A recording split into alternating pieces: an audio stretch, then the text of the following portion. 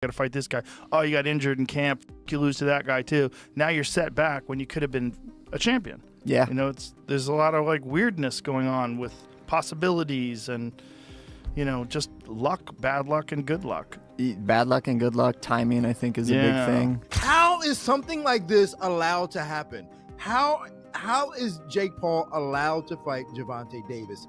It's completely unfair. It is completely just, I can't say the word that I want to say because I don't want to get canceled. And then going out there and taking on a guy that is maybe 92 pounds heavier, that is at least 65 pounds heavier than you.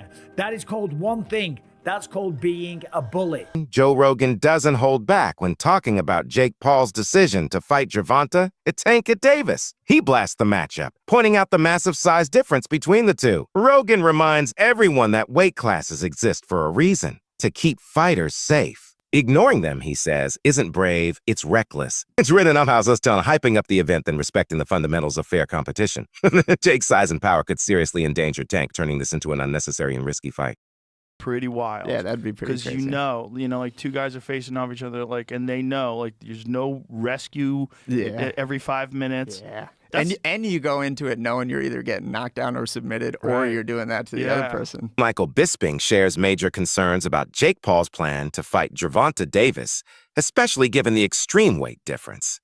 He points out that Jake is stepping into the ring against someone nearly 100 pounds lighter, which completely throws off the sport's natural balance.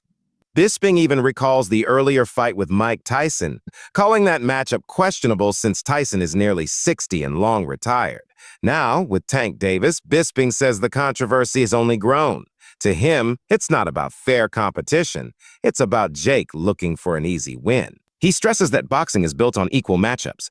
And this one, it looks more like a setup for personal gain at the cost of Tank's safety. One thing, that's called being a bully. It was bad enough when he fought Mike Tyson, a man that was 58 years old, and he was walking around like, I just beat the baddest man on the planet. I just destroyed Mike Tyson and went out there and I beat him, and him and his brother are all celebrating and shit like that. It's like, dude, what are you doing?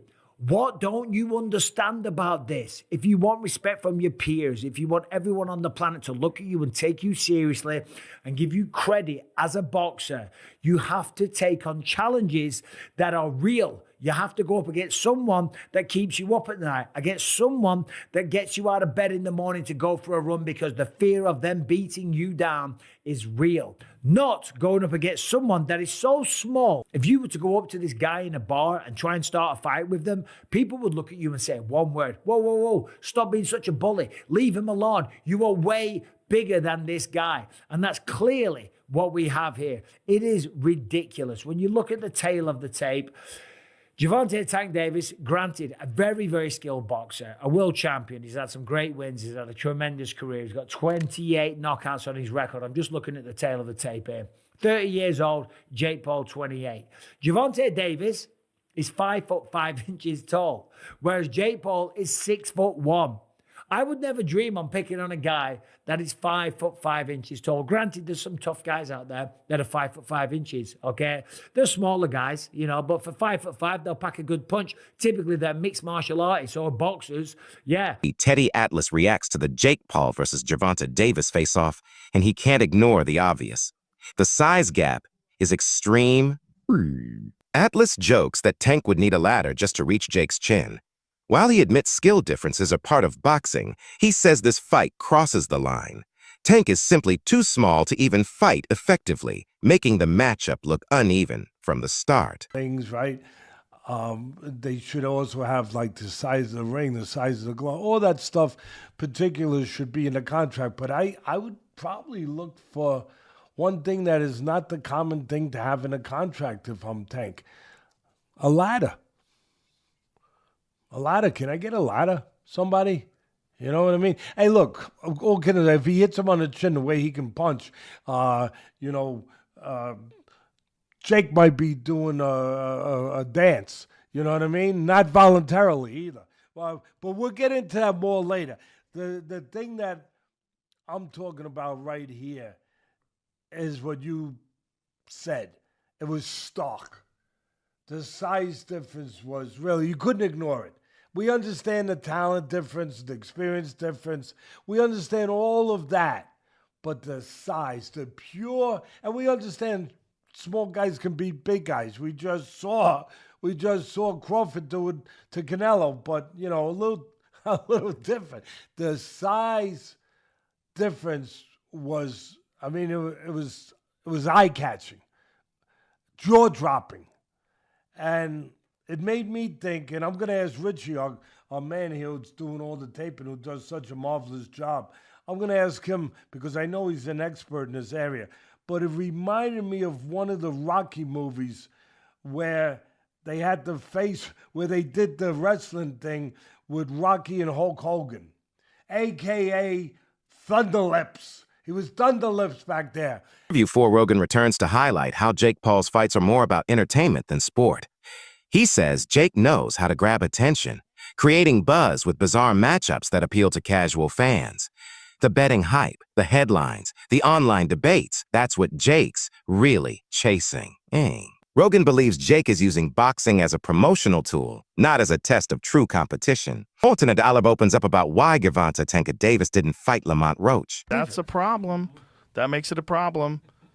My opinion is, I just want to say, in case someone calls me into court, I'm a fucking idiot and I don't know nothing. And don't take my advice. I love the Saudis. Don't take my opinion. I love the Israeli government. I love everybody. That had nothing to do with them. That was Jake Paul promoting it. You know, it's just doesn't bother me. There's compromising the sport, and that's like bad. It's just like if I bet on it, it watching bothers the it is fuck out of hard. me. Watching it with people who are so in on it, and then also man, the sports betting apps, they introduced like chat apps in them in Australia. So it's like they're trying to take the place of social media companies where you go together and you meet your friends. Like betting should be exciting enough without having a weird. They're just trying to draw you in. Thing. They're just trying to make money, right? So they're trying to draw you in any way they can. According to him, Tank wasn't in the right headspace. He had too much going on personally and didn't want to add more stress. Nellerb explains that Tank was focused on getting his life together, not proving a point in the ring. Stepping back from that fight, he says, was more about mental health and avoiding unnecessary pressure. Leonard Ellerby said, to tell you the truth, Gervonta Davis couldn't get up for Lamont Roach. And what does that mean? It means that he could not get inspired, that he was not motivated to fight Lamont Roach, that his mind was not in a place where it was like, yeah, okay, let's get it. And he was going to war with Lamont Roach. He was going through the motions with Lamont Roach during the training camp and could never really get himself motivated to really give the best of himself against Lamont Roach. And that probably affected him during training and during the fight. And that is something that can happen, especially if you really look back on what happened with the Lamont Roach fight and all of the ups and downs about that fight being made. Because first, if you recall, he wasn't supposed to be fighting Lamont Roach. The person he was supposed to be fighting was Vasily Lomachenko. You know, the guy that everybody says that he doesn't want to fight, that he didn't want to fight. Gervonta Davis was up and prepared to fight Vasily Lomachenko. So it shouldn't surprise anybody that if he tries to make a fight with Vasily Lomachenko, that fight doesn't go through. Then he tries to make a fight with Lamont Roach. He can't get the fight done for Houston with Lamont Roach because there was all kind of venue problems and drama going on around Gervonta getting a venue in Houston. So they wind up eventually moving the fight to New York City and pushing it back even further. So not only is it a fight where he didn't just jump out of from his last fight that he had and jump into a fight with Lamont Roach, he got held up. And then also during that period of time, he had to spend some time in jail for a parole violation after I believe that might have been after the Lamont Roach fight. Reports are swirling that Gervonta Davis plans to retire after his upcoming fight with Jake Paul. Insiders say this isn't about legacy or titles, it's about financial stability. Sources suggest Tank is taking this fight for the guaranteed payday rather than the competition itself.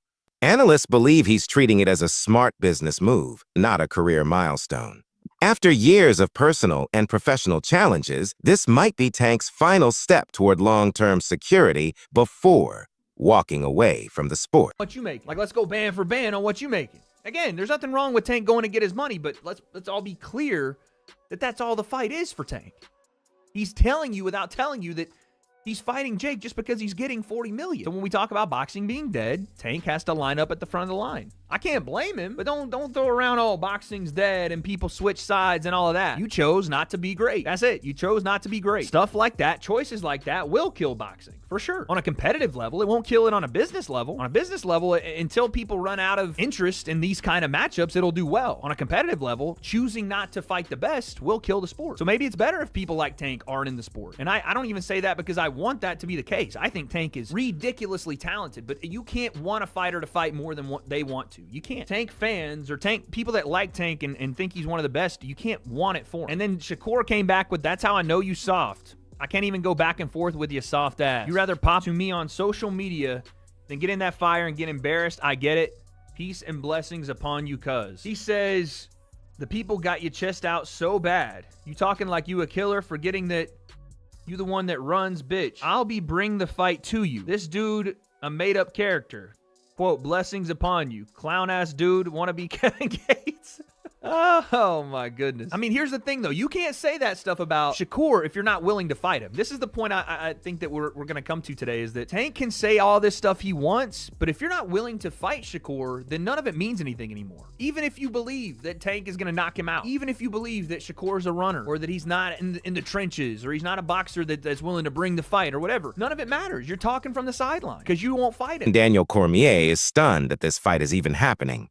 He recalls seeing the press conference and noticing that even Tank seemed unsure about which weight class the fight was in. A huge red flag in Cormier's eyes. He says the whole setup feels disorganized and unsafe, especially in a sport that depends on strict weight divisions to protect fighters. The size gap, he emphasizes, is impossible to ignore. Cormier questions how regulators even approved such an unbalanced match, calling it a threat to both fairness and fighter safety. To him, this fight represents everything wrong with boxing when entertainment overshadows real competition. Jake Paul. Yesterday, they had their first press conference. One of the most recognizable things is Jake Paul is huge compared to Gervonta Davis. And two, Gervonta Davis don't even know what weight they fighting, D. Maximum weight of 195 pounds for this exhibition. The fight will be contested over 10 3-minute rounds. I said it was 190. The fight is 195 pounds, Tank, as you know. DC, I watched this, and we have our priorities way misplaced when we're talking about boxing. Like, everybody's complaining about this Ali act and all. Like, how is something like this allowed to happen? How is Jake Paul allowed to fight Gervonta Davis? It's completely unfair. It is completely just, it's, I can't say the word that I want to say because I don't want to get canceled, but this fight should not be happening. And the press conference was embarrassing. Gervonta Davis should not have a mic in front of him. It was absolutely embarrassing watching this thing. D, why, D? Just the fact that, like, every time when Jake Paul would say something to Gervonta Davis, he didn't know how to answer it. He was comparing himself to, like, P. Diddy at moments, and I was like, oh my God, get a mic away from this guy. This fight shouldn't be happening. And then he didn't even know what weight they were fighting. Like, I thought it was bad, 195. That was the craziest thing. That was the thing that stood out to me the most. Was that when they go, the rehydration limit or something is 195. And he goes, wait, I thought it was 190. Dean, that's bad. In a candid reflection, Gervonta Davis admits that his goal was never to become the biggest name in boxing. For him, the sport was a way out, a means to escape hardship and build a better future. Understanding this sheds light on his recent choices and shows why securing his future matters more to him than chasing glory. And why he's fighting YouTube sensation turned professional boxer Jake Paul, who is 12 wins, 1 loss, no draws, 7 wins by way of knockout, opposed to fighting against the likes of his peers who are well accomplished and superstars in their own right for legacy fights like Shakur Stevenson, like Teofimo Lopez, like Devin Haney. Why he's not interested in those fights. And he gets real, right? he gets real, and only thing we could do is salute it. Right? Because he's saying, I never told y'all I wanted to be a world champion. I never told y'all I wanted to be undisputed. I got into this for myself and my circumstances to escape from my circumstances. And that's real. We can't blame him for that. We hold him in high regard because the statements he's made and misled people when he said he got a hit list that he wants to check off before he retires, and that hit list includes Shakur Stevenson, Devin Haney, Lomachenko, who turned down the fight because of a severe back injury. And then he told the world, he told Champside, it would be great for him to become undisputed. So I think that he had a change of heart at some point in time along the way, right? Showbiz the adult gives Jake Paul credit where it's due. He acknowledges Jake's influence in bringing new eyes to boxing and making it trend again among casual fans. Jake's marketing skills and promotional reach are undeniable. However, Showbiz also points out the downside. Jake constantly faces criticism for fighting opponents who are smaller, retired, or simply not competitive enough. Boxing is going to sing his praises like a hero. Though Jake Paul is definitely appreciated by the boxing world when it comes to what he is giving to the sport, especially women's boxing, okay? I mean, it goes without saying that Jake Paul, an MVP, has added to the sport of boxing. But Jake Paul, the fighter, people are over his shit. There's a huge amount of boxing pugilists in the boxing community who's over his shit. And if Gervonta Tank Davis stops that, if he is the one who stops this whole train, knocking out Jake Paul, he will become a boxing hero. People will then say, now get the hell out the sport. And I'm talking about from a fighter's perspective. That's what they're going to say. Now, it's not going to go on either one of their official records because it's an exhibition. This pattern has frustrated many boxing purists who value fair matchups. Showbiz says the ongoing debate questions whether Jake Paul is helping the sport or damaging its credibility. But he adds a twist. If Gervonta Davis dominates Jake, it could mark a turning point.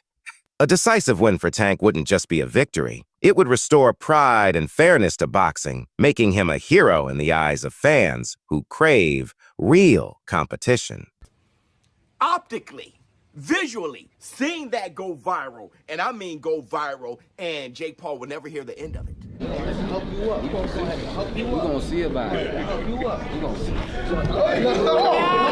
see. Because Gervonta Tank Davis is not only a real boxer, he's a real boy. He's 5'5". He's a lightweight. Skills pay the bills. Let him knock out Jake Paul, give him Bambi legs, or knock him down. Gervonta Tank Davis, that moment will go viral, and he will be a far bigger, well-known boxer than he is today, and he will also be a hero. And that's the Black Two Sugars. That you guys don't want to admit it. Don't bull jive. Think about it. That's it for today's video. Stay tuned. Until next.